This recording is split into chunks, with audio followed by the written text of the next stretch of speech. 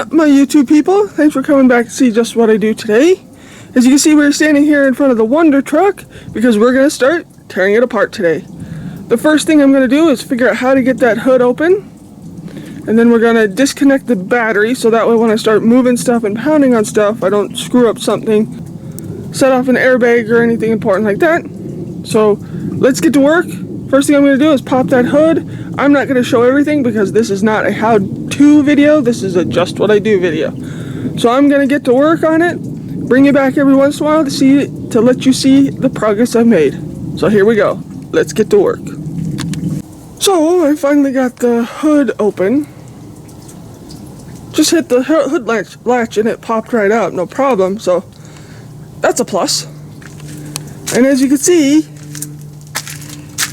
it did not hit anything important. Don't get me wrong, the fans are important, but I'm talking more like alternator, water pump, engine. It didn't push any of that. So technically it's just the radiator, which is this part, the radiator condenser, and the fan housing back behind. Now the fans might still be good. I don't know, I'm gonna have to take it apart and find out. But the first step to do is the battery, because it is completely dead. She won't turn over, she just makes that funny clicky noise. Excuse me. So the battery needs to be pulled so that way I don't mistakenly do anything. And then I'm going to remove the headlights and anything else I think I need to remove for now, so I can get the radiator, the condenser, and things like that out of there, and then assess the body work that I need to fix, and then go from there. So I'm going to remove the battery, do all that. This is not a how-to video, this is a just what I'm doing video to fix my truck. So let's get busy. Well, there she is, all torn down. Now it's not as bad as it looks. Now there is body work coming up next, which is gotta bend this back down. Yes, that was bent there, but that's just structural mount. None of the main components got hit. Yes, the radiator is a main component. That's what helps keep your engine cool and from overheating and from pistons warping. It's friction, it's a whole thing. But nothing major was damaged. Nothing hit my radiator. Well, hit the radiator, I meant alternator. Nothing hit the alternator. The belt on it is just fine because it's pretty much brand new. The engine's fine because nothing was jammed into it. The only thing that's left to do here is some body work. That's got to get bent back down, and some framing up top needs to come back out because it was pushed in. Need to fix the main arm here.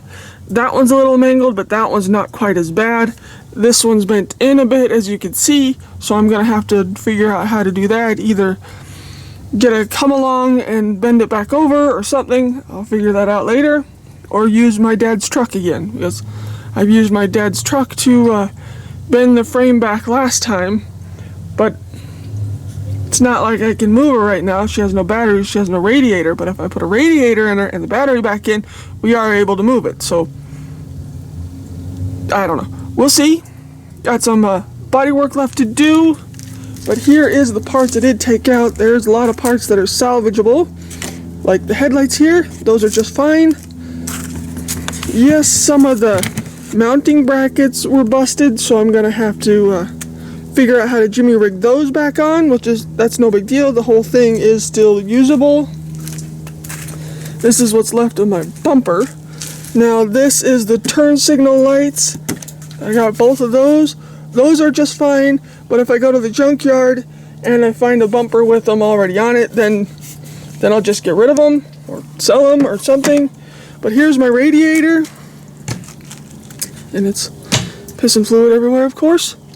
But that's my radiator, so I need a new radiator because I don't know how well you can tell right there. That is full on cracked and bent. I knew I was going to need a new radiator.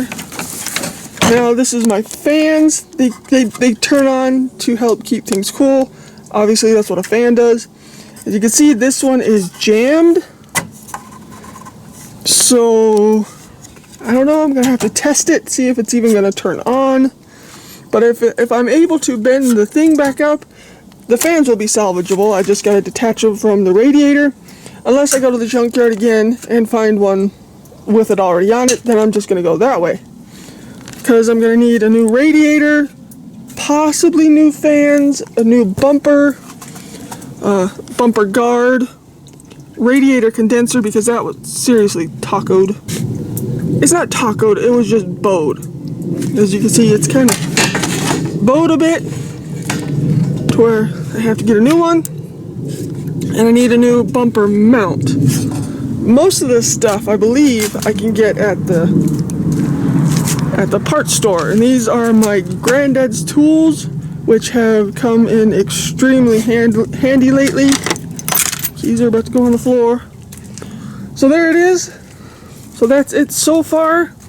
Got the full teardown. Now we're gonna have to go from here, figure out exactly what I want to do. If I want to get a cutter, cut this whole frame piece off here, go to the junkyard, cut it off a different one, and weld it back on, or if I could just bend it back out. I'm not sure yet, but if I do go and cut that off and get a different one at the junkyard, I'll have to buy a welder, unless I know someone that will let me borrow a welder. I don't know. But yeah, so not massive damage to any main components at all. Because I drove her home and she was running a little rough, but she was running. She was running decently when I got her home. Right now, obviously, she's been sitting here for 4 or 5 weeks now since it happened, waiting on flipping car insurance. Yeah, that's all I've been waiting on is car insurance. And then it was trying to find an auto body shop. And the more this evil, icky-ass white crap fell, the longer the wait was at auto body shops. And the only reason I'm able to move forward with this now is a lady at an auto body shop told me to try and do the picture taking estimate thing. And that's how I finally moved forward. The insurance company,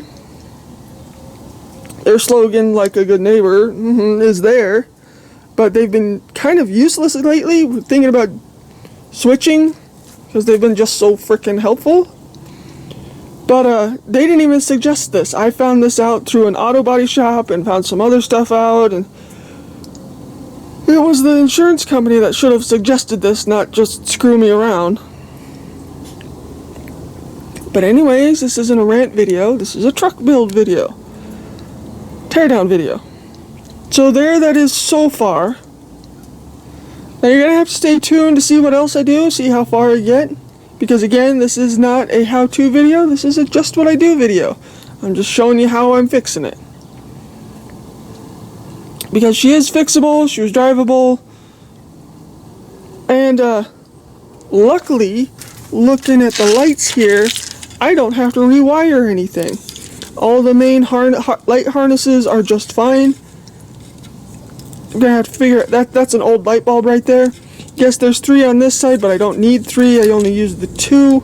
I'm gonna have to pull that out right there, and then pull this light bulb out there. But so far, everything is salvageable.